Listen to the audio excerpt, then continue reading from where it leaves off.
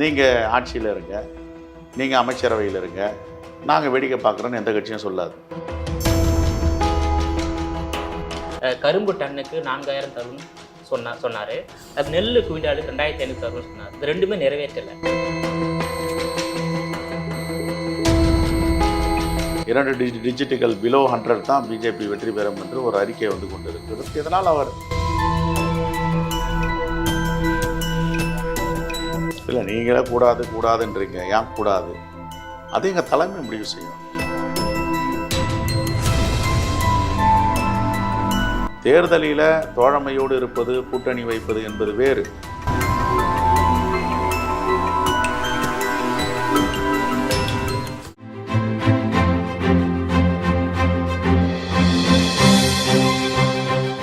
GeM TV நேயர்களுக்கு வணக்கம். GeM TV அரசியல் ஆடுகள பகுதியில் இன்றைய அரசியல் நிலவரை குறித்து தமிழக காங்கிரஸ் கமிட்டியின் தலைவரும் சட்டமன்ற உறுப்பினருமான கு. செல்வ பெருந்தகை நம்மிடம் இணைந்துள்ளார். அவரிடம் இது குறித்து விரிவாக பேசலாம். சார் வணக்கம். வணக்கம். இப்போது தமிழக காங்கிரஸ் கமிட்டி தலைவராக பொறுப்பேற்றுள்ள உங்களுக்கு ஜெம் டிவி நேயர்கள் சார்பாக நன்றி சார், வாழ்த்துக்கள். வணக்கம். அதே நேரத்தில் தமிழ்நாட்டில் 1937 முதல் 67 வரையில் ஆட்சியில் இருந்தது காங்கிரஸ். 67லிருந்து 2024 வரையில் ஆட்சியில் இல்லாமல் ஒரு 57 ஆண்டுகளாக ஆட்சியில் இல்லாத நிலையில் காங்கிரஸ் இருக்கின்றது. இந்த நிலையில் நீங்கள் காங்கிரஸ் கட்சியினுடைய தலைவராக பொறுப்பேற்றிருக்கீங்க. வருங்காலங்களில் காங்கிரஸ் கட்சியுடைய ஆட்சியை அமைப்பதற்கு எந்த மாதிரியான முயற்சிகள் ஈடுபடுவீங்க சார்? இல்லை, எல்லா கட்சிகளுக்கும் ஒரு அரசியல் அமைப்பு ஏற்படுத்தும் பொழுது நாம் ஆட்சி அமைக்க வேண்டும், ஆட்சி அரியணையில் ஏறி மக்களுக்கு நல்லது செய்ய வேண்டும் என்ற நல்ல நோக்கத்தோடு தான் புதிய கட்சிகள் ஆரம்பிக்கப்படுகிறது. ஆனால் எங்களுடைய காங்கிரஸ் பேரியக்கம் ஏறக்குறைய 139 ஆண்டுகளுக்கு மேல் பாரம்பரியம் உள்ள வரலாற்று சிறப்புமிக்க பேரியக்கம் காங்கிரஸ் பேரியக்கம். இந்த அடிப்படையில் 1967க்கு பிறகு ஆட்சி மாற்றம் வந்தது. எங்களுடைய தோழர்களுக்கும் எங்களுடைய தொண்டர்களுக்கும் எங்களுடைய தலைவர் பெருமக்களுக்கும் ஒரு கனவு இருக்கிறது, காமராஜர் ஆட்சியை கொண்டு வருவோம் என்று. தேர்தலில் தோழமையோடு இருப்பது, கூட்டணி வைப்பது என்பது வேறு, அந்தந்த கட்சியுடைய கட்டமைப்பை வலிமை பெற வைப்பது என்பது வேறு. இது இரண்டத்தையும் சேர்த்து பார்க்கக்கூடாது. இப்பொழுது ஒரு நல்லாட்சி நடந்து கொண்டு இருக்கிறது, நல்லாட்சி நடக்குது. ஆனால் அந்த ஆட்சிக்கும் எங்களுடைய கட்சி தோழமைக்கும் எந்தவித பங்கமும் வரக்கூடாது. அதே நேரத்தில் எங்களுடைய கட்டமைப்பை வலிமை பெற செய்வதற்கும் எங்கள் கட்சியை வளர்த்தெடுப்பதற்கும் எங்களுடைய வேலை திட்டங்கள் அமைய வேண்டும். அந்த அடிப்படையில் தான் எங்களுடைய வேலை திட்டங்களை நாங்கள் துவங்கி இருக்கிறோம். தேர்தலுக்கு பிறகு இது எதை நோக்கி செல்லும் என்றால், கட்சியை கட்டமைப்பை வலிமைப்படுத்துவது, காங்கிரஸ் பேரியக்கத்தில் புதிய ரத்தம் பாய்ச்சுவது, புதியவர்களை அரவணைப்பது, அவர்களை உள்வாங்குவது போன்ற திட்டங்களை வேலை திட்டங்களாக கொடுத்து நாங்கள் செயல்படுத்தி கொண்டிருக்கிறோம். வரும் காலங்களில் காங்கிரஸ் தலைமையிலான ஒரு கூட்டணி அமைத்து தமிழ்நாட்டில் ஆட்சியை கைப்பற்றுவதற்கான நடவடிக்கையில் நீங்கள் ஈடுபட்டிருக்கீங்களா? எந்த மாதிரியான மாற்றங்களை கட்சியில் செய்ய இருக்கீங்க? கட்சியுடைய கட்டமைப்பை வலிமைப்படுத்துவதற்கு நாங்கள் தயாராகிவிட்டோம். தேர்தலுடைய முடிவுகள், தேர்தலுடைய நோக்கங்கள், தேர்தலுடைய கூட்டணிகள் அனைத்தையும் எங்களுடைய அகில இந்திய தலைமை முடிவு செய்யும். நாங்கள் கருத்து சொல்லுவோம், எங்கள் கருத்தை ஏற்று அவங்க முடிவு செய்வாங்க. ஆகையால் இப்போ கூட்டணி, கட்சி, ஆட்சி என்றதெல்லாம் கிடையாது. கட்டமைப்பை வலிமைப்படுத்தணும். அந்த கட்டமைப்பை வலிமைப்படுத்துவதற்கான வேலை திட்டங்களை துவக்கியிருக்கிறோம். அது என்ன கட்டமைப்பு? அதாவது தமிழ்நாடு முழுவதும் உள்ள காங்கிரஸ் தலைவர்களை மாற்றம் செய்ய இருக்கீங்களா, இல்லை நிர்வாகிகள் மாற்றம் செய்ய இருக்கீங்களா? எந்த மாதிரியான மாற்றத்தை மேற்கொள்ள இருக்கீங்க வரும் காலங்களில்? இன்று முதல் புதிய ரத்தம் பாய்ச்சுவது என்றால் புதியவர்களை அரவணைப்பது, இளைஞர்களை அரவணைப்பது, கடுமையாக வேலை பார்ப்பவர்கள், 24 மணி நேரம் மக்களை பற்றி சிந்திப்பவர்கள், அவர்களுக்கெல்லாம் முன்னுரிமை கொடுப்பது, இந்த கட்சி மேல் நம்பிக்கை உள்ளவர்களுக்கு பொறுப்பு கொடுப்பது, இப்படிப்பட்ட வேலை திட்டங்களை முடக்கிவிட இருக்கிறோம். வேலை திட்டங்கள் கொடுத்திருக்கிறோம், நடந்து கொண்டு இருக்கிறது. இதோடைய நோக்கம் என்னவென்றால், கட்சியுடைய வலிமை பெற்றால் முதன்மை கட்சியாக வருவதற்கு வாய்ப்பு இருக்குது. ஏனென்றால் எங்களுக்கு தான் எல்லா சித்தாந்தங்களும், கொள்கைகளும், கோட்பாடுகளும், வரலாறுகளும், தியாகங்களும் உள்ள கட்சி காங்கிரஸ் பேரியக்கம்.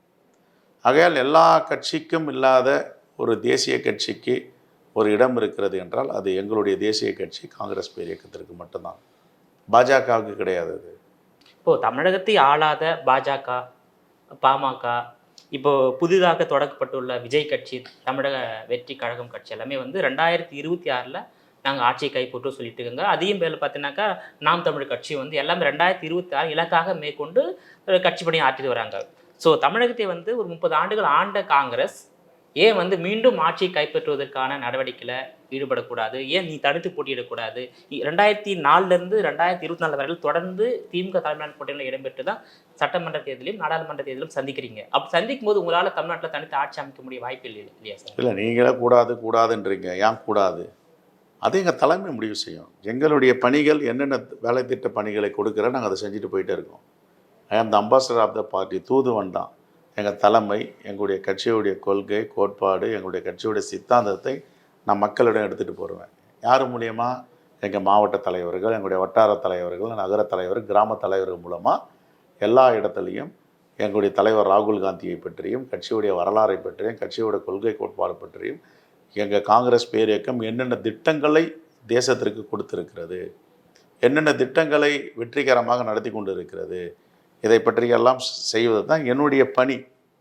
ஆனால் கூட்டணி யாரோடு வைப்பது, தனித்து நிற்க வேண்டுமா, கூட்டணி அமைக்க வேண்டுமா என்பதை அகில இந்திய தலைமை முடிவு செய்யும். இப்போ பொறுத்த வரைக்கும் இந்த சினோரியாவில் நாங்கள் திராவிட முன்னேற்ற கழகமும் காங்கிரஸ் பேரியக்கமும் ஒற்றை கருத்தோடு, தோழமையோடு, உண்மையான கூட்டணி பார்ட்னராக நாங்கள் இருக்கோம். அதாவது தமிழ்நாட்டுடைய மக்களுடைய மனநிலையை வந்து நீங்கள் தான் வந்து அகில இந்திய காங்கிரஸ் கட்சிக்கு பிரதிபலிக்கணும், எடுத்து சொல்லணும். ஸோ அவங்க பார்வையை விட உங்கள் பார்வை வந்து வித்தியாசமாக தான் இருக்கும். ஸோ அந்த வகையில் வந்து தமிழ்நாட்டில் காங்கிரஸ் கட்சி ஆட்சி, காமராஜர் ஆட்சியை வந்து மீண்டும் கொண்டு வருவோம்னு சொல்லிட்டு இருக்கீங்க. அது நடைமுறைக்கு நடைமுறை கொண்டு வருவோம். நீங்கள் கேட்டிங்களா கூட்டணி ஆட்சி? நாங்கள் ஆட்சி அமைப்பதற்கும் கட்டமைப்பை வலிமைப்படுத்துவதற்குமான வேலை திட்டங்கள் நாங்கள் முன்னெடுத்து கொடுப்போம். எங்கள் தலைமை வந்து எங்களுக்கு வேலை திட்டங்களை கொடுப்பாங்க. கூட்டணி யார் கூட வைப்பது, தொடர்வது, ஆட்சி அமைப்பதற்கான வேலை திட்டங்கள், முதன்மை கட்சியாக வருவதற்கான வேலை திட்டங்கள்லாம் கொடுப்பாங்க. அந்த அடிப்படையில் பணியாற்றுவோம் நாங்கள். ஆகையால் எந்த ஒரு அரசியல் கட்சியுமே நான் கட்சி ஆரம்பிச்சிட்டேன், நான் வேலை செய்ய மாட்டேன், நீங்கள் ஆட்சியில் இருங்க, நீங்கள் அமைச்சரவையில் இருங்க, நாங்கள் வேடிக்கை பார்க்குறோன்னு எந்த கட்சியும் சொல்லாது. அது சொல்கிறதுக்கு பேர் அரசியல் கட்சி கிடையாது. எல்லா அரசியல் கட்சிக்கும் ஒரு பார்வை உண்டு. எல்லா அரசியல் கட்சி தோழர் தொண்டர்களுக்கும் ஒரு எதிர்பார்ப்பு உண்டு. நாங்கள் அரசியல் கட்சி நடத்துகிறோம், மக்களுக்கான கட்சி நடத்துகிறோம், மடம் நடத்தலை. மடத்துக்கும் அரசியல் கட்சிக்கும் நிறைய வித்தியாசம் இருக்குது. மடம்னா அரசியலில் ஈடுபடாது, ஆனால் இப்போ இருக்கிற மடங்கள் அரசியல் ஈடுபடுது, அது வேறு. ஆனால் நாங்கள் எங்களுடைய தோழர்களையும் தொண்டர்களையும் பாதுகாக்க வேண்டும். அவர்களுக்கென்ற ஒரு கனவு இருக்கிறது. சட்டமன்ற உறுப்பினராகவும் பாராளுமன்ற உறுப்பினராக வேண்டும், உள்ளாட்சி அமைப்புகளில் போட்டியிட வேண்டும், ஆட்சி அதிகாரத்தில் பங்களிக்க வேண்டும்னு ஒரு விருப்பம் இருக்குது. 57 ஆண்டுகால கனவு. அந்த கனவை நனவாக்குவதற்கான வேலை திட்டங்கள் நான் முன்னெடுத்துட்டு போயிட்டு எங்களுடைய அகில இந்திய தலைமைக்கிட்ட கொடுப்போம். அதை நாங்கள் இன்றைக்கி இந்த அளவில் இத்தனை சதவீத வாக்கு வங்கி நம்மக்கிட்ட இருக்குது, எவ்வளவு மக்கள் உறுப்பினராக இருக்காங்க, எவ்வளோ நிர்வாகிகள் இருக்காங்க, முடிவை எப்படிங்க டைரக்ஷன் கேட்போம், அவங்க டைரக்ஷன் கொடுப்பாங்க. ஏன்னா எல்லாமே வந்து ஸ்டால் வார்டுன்னு சொல்லுவாங்க, மிகப்பெரிய ஆளுமைகள் எங்கள் காங்கிரஸ் பேரியக்கத்துடைய அகில இந்திய தலைவர்கள். அவருடைய வழிகாட்டுதல் நாங்கள் சரியாக கொண்டு போவோம். இப்போது அடுத்து நடைபெற உள்ள சட்டமன்ற தேர்தலில் காங்கிரஸ் தலைமையில் ஒரு கூட்டணி அமைத்து தேர்தலை சந்திக்க வாய்ப்பு இருக்கா சார்? அதை எங்கள் அகில இந்திய தலைமை முடிவு செய்யும். மு.க. ஸ்டாலின் தலைமையிலான 3 ஆண்டுகால ஆட்சி குறித்து உங்களுடைய மதிப்பீடு சார்? சிறப்பாக நடத்தி கொண்டு இருக்கிறார். தூய்மையான ஆட்சி நடைபெற்று கொண்டு இருக்கிறது. என்ன முதலமைச்சரை பொறுத்தவரை 24 மணி நேரம் மக்களுக்கு என்னென்ன செய்ய வேண்டும் என்பது திட்டமிட்டு செய்து கொண்டு இருக்கிறார். அவருடைய சொன்ன வாக்குறுதியும் காப்பாற்றியிருக்கிறார், சொல்லாத வாக்குறுதிகளும் நிறைய செய்திருக்கிறார். இதெல்லாம் வரவேற்க தகுந்த செய்தி. வரலாற்று சிறப்புமிக்க ஒரு முதலமைச்சராக அவர் வரலாற்றில் இடம்பெறுவார், அதில் மாற்றுக்கிறது கிடையாது. இப்போ வந்து திமுக தேர்தல் அறிக்கையில் சொல்லப்பட்ட பல்வேறு வாக்குறுதியை வந்து நிறைவேற்றலை. ஒன்று வந்து பார்த்தீங்கன்னாக்கா கரும்பு டன்னுக்கு 4000 தரும்னு சொன்னார். அது நெல் குவிண்டாலுக்கு 2500 தரும்னு சொன்னார். இது ரெண்டுமே நிறைவேற்றலை. விவசாயிகள் வந்து திமுக மீது ஒரு அதிர்ச்சியில் இருக்கிறாங்க. அதை பற்றி உங்கள் கருத்து என்ன சார்? இல்லை, அதை பேசி தீர்த்து கொள்வார்கள். எதையோ திட்டங்களை நடைமுறைப்படுத்தும் போது விவசாயிகளுக்கு எதிராக எப்படி செயல்படும் அந்த அரசு? அவர்களை அழைத்து பேசி அவர்களுக்கு உரிய உரிமைகளை கண்டிப்பாக முதலமைச்சர் தருவார். தேவைப்பட்டால் நானும் அவரிடம் பேசுவேன். இப்போது காங்கிரஸ் கட்சிக்கு மாற்றாக ஒரு வலுவான தேசிய கட்சியாக பாரதிய ஜனதா உருவெடுத்துள்ளது. ஸோ அதை எதிர்கொள்வதற்கு காங்கிரஸ் கிட்ட என்ன? இல்லை, நாங்கள் எதிர்கொள்ளுவோம்.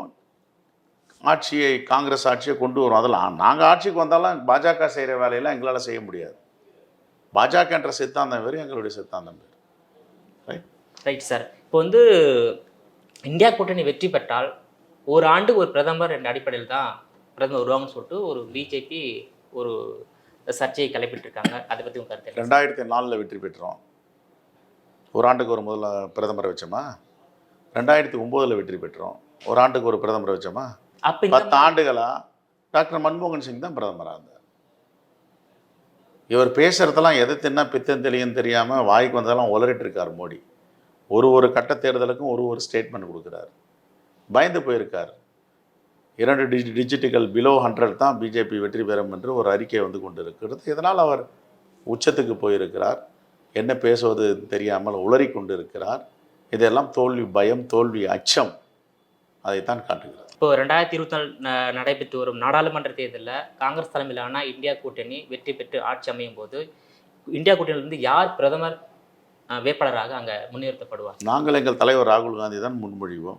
இதை வந்து நீங்க தேர்தலுக்கு முன்பாகவே அறிவித்திருந்தா இன்னும் தேவையில்லை. காங்கிரஸ் பேரியக்கம் எந்த தேர்தலிலும் இவர் தான் பிரதமர் வேட்பாளர் என்று நாங்கள் அறிவித்ததில்லை.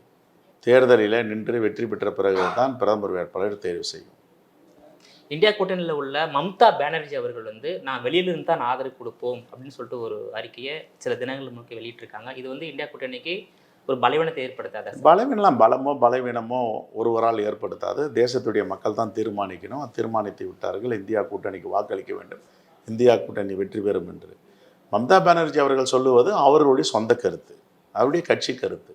அதில் சொல்வதற்கு ஒன்றுமில்லை. இல்லை, இந்தியா கூட்டணியில் அவங்களும் ஒரு முக்கியமாக அங்கமாக இருக்காங்கல்ல சார். அவங்க வந்து முழு ஆதரவு இருந்தால் அந்த தொகுதியில் வெற்றி பெறக்கூடிய அனைத்து நாடாளுமன்ற வந்து காங்கிரஸ் சப்போர்ட் பண்ணுவாங்க. ஒரு நேரத்தில் ஒரு ஸ்டேட்மெண்ட் சொல்லுவாங்க. இந்த நேரத்தில் ஸ்டேட்மெண்ட் சொல்லியிருக்காங்க. தேர்தல் முடிவுகள் வந்த பிறகு அதை பற்றி நாம் ஆய்வு செய்வோம். இப்போது தமிழ்நாட்டில் நடைபெற்று முடிந்துள்ள நாடாளுமன்ற தேர்தலில் காங்கிரஸ் கூட்டணி ப்ளஸ் மற்ற கட்சிகள்லாம் வெற்றி பெறுவதற்கு வாய்ப்பு எப்படி இருக்குது? 40 இடங்களில் வெற்றி பெற வாய்ப்பு இருக்கா சார்?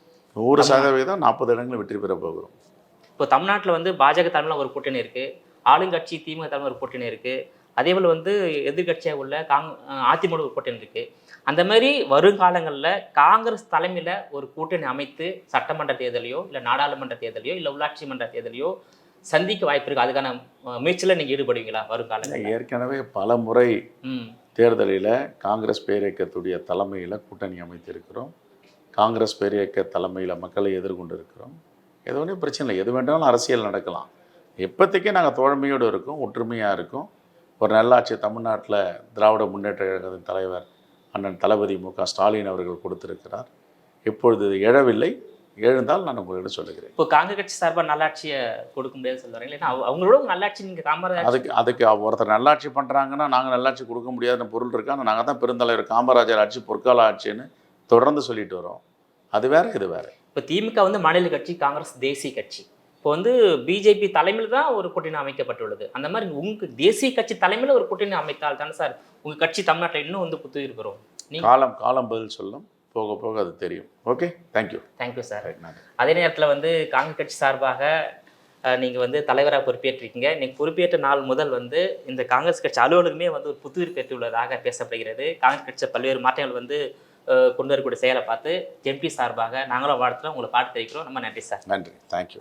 இன்னைக்கு மீண்டும் இது போன்ற மற்றொரு அரசியல் ஆடுகளத்தில் மற்றொரு ஆளுமையுடன் சந்திக்கும் வரை உங்களிடமிருந்து விடைபெறுவது நான் உங்கள் விஜயபாலன்.